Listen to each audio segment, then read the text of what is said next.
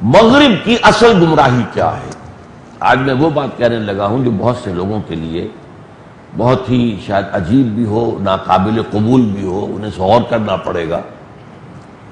مغرب نے جو کچھ ایجاد کیا، جو کچھ بنایا، جو کچھ ڈیولپ کیا، وہ سارا کا سارا حرام نہیں ہے۔ یوں سمجھیے کہ باطل محض کا تو وجود ہے ہی نہیں دنیا میں۔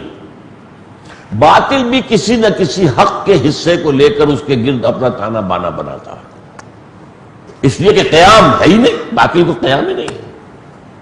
اس کو اپنے قیام کے لیے، جیسے آپ کو معلوم ہے، وہ آکاش بیل کہلاتی ہے، وہ درختوں کے اوپر چڑھ گئی، وہ خود تو نہیں چڑھ سکتی اوپر، وہ درختوں پر چڑھے گی، درخت چوس جائے گی، خود جو ہے بڑھتی جائے گی۔ یوں سمجھیے کہ باطل جو ہے وہ آکاش بیل کی طرح ہے، وہ چڑھتا ہے حق پر، حق کا اندر غلاف ہوتا ہے جس پر چڑھتا ہے، لیکن یہ کہ وہ اس حق کو چوس لیتا ہے، حق کو غیر مؤثر کر دے۔ اب اس کی مثال کیا ہے؟ دیکھیے، سب سے پہلی بات کیا، سائنس ڈیولپ ہوئی۔ سائنس اور ٹیکنالوجی میں کوئی چیز حرام نہیں ہے۔ فزکس میں کیا چیز حرام ہوگی؟ کیمسٹری میں کیا چیز حرام ہوگی؟ یہ تو کوئی حرام شے نہیں۔ اور سائنس اور ٹیکنالوجی سے جو اسلحہ بنا وہ بھی حرام نہیں ہے، اس کا استعمال اگر غلط ہو رہا ہے تو حرام ہو جائے گا۔ اور یہ سائنس جو ڈیولپ ہوئی ہے، علامہ اقبال نے ایک بات کہی ہے، وہ میں بعد میں آپ سے عرض کروں گا، اس سائنس کا سارا جو ہے معاملہ وہ قرآن مجید کی بنیاد پر ہے۔ قرآن نے اس پوری کائنات کے اندر اللہ کی آیات ان فی خلق السماوات والارض واختلاف اللیل والنہار والفلک التي تجری فی البحر بما ينفع الناس وما انزل الله من السماء من ماء فاحیا به الارض بعد موتها وبث فيها من كل دابة وتصريف الرياح والسحاب المسخرة بين السماء والارض لآیات لقوم یعقلون۔ یہ سب نشانیاں ہیں اللہ کی، ان تمام فینومنا جو نیچر ہے اللہ کی نشانیاں قرار دیا۔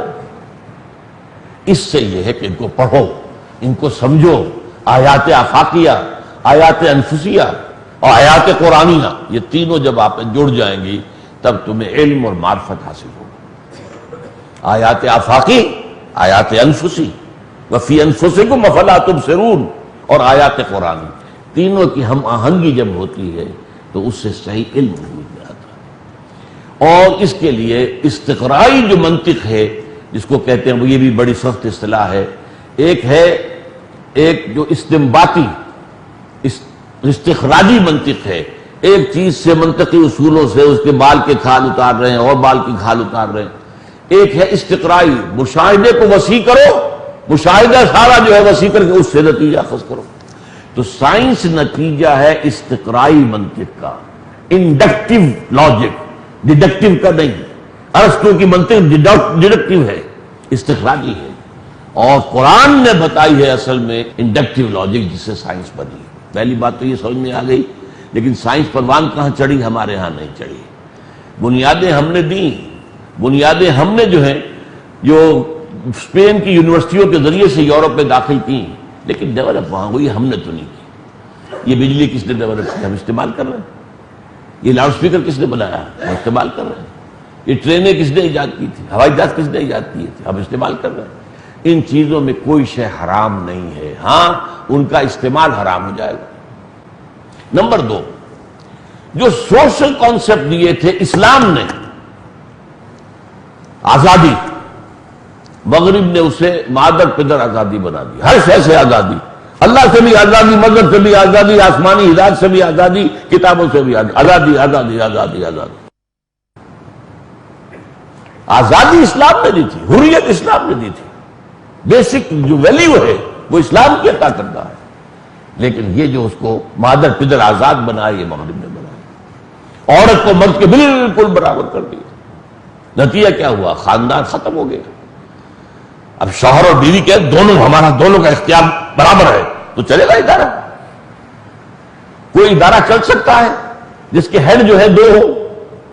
آپ کو ہیڈ تو ایک رکھنا پڑے گا۔ آپ کی کوئی کمپنی ہے کاروبار کے لیے، مینیجنگ ڈائریکٹر ایک ہوگا، ڈائریکٹر آپ 100 رکھ لیں، کوئی پرواہ نہیں، مینیجنگ ڈائریکٹر تو ایک ہوگا، پریزیڈنٹ تو ایک ہی ہوگا، 2 تو نہیں ہو سکتے۔ اس اعتبار سے وہ جو بھی آزادی کا اسلام نے بیسک تھاٹ دیا، انسان کی غلامی سے نجات دی، اس کو انہوں نے آگے بڑھا کر آزادی کا نعرہ لگا کر اور اس کو مادر پدر آزاد کر دیا۔ بیسک تھیم قرآن کا دیا ہوا مساوات، لِكَيْ لَا يَكُونَ دُولَةً بَيْنَ الْأَغْنِيَاءِ مِنْكُمْ، دولت جو ہے صرف تمہارے اغنیاء کے مابین نہیں گردش میں رہنی چاہیے۔ کس نے دیا؟ اسلام نے دیا، قرآن نے دیا۔ کمیونزم نے مساوات کا نعرہ لگا کر اور وہ جو نظام تجویز کیا وہ بالکل غیر فطری نظام ہے۔ اب میں آپ کو اقبال کا جملہ سنا رہا ہوں جو ان کے خطبات ہیں، the construction of religious thought in Islam, اس کے دیواچے میں کہتے ہیں The inner core of the present Western civilization is Quranic. Inner core ایک ہے، اس کے گرد جو ہے وہ غلاف ہے، یہ غلاف مغرب نے جو ہے غلط چڑھا دیے اس کے اوپر، ورنہ کور کیا ہے؟ سائنس کا کور قرآن، آزادی قرآن، مساوات قرآن، فریٹرنٹی حکومت انسانی قرآن دے رہا۔ لیکن ان چیزوں کے اوپر جو غلاف چڑھائے ہیں مغرب نے، اور اس میں اصل کام کیا ہے؟ مغرب سے مراد یہاں کیا ہے؟ گمراہ کرنے والا وہاں پر یہودی، اس نے کیا گمراہ، اس نے بدلہ لیا ہے۔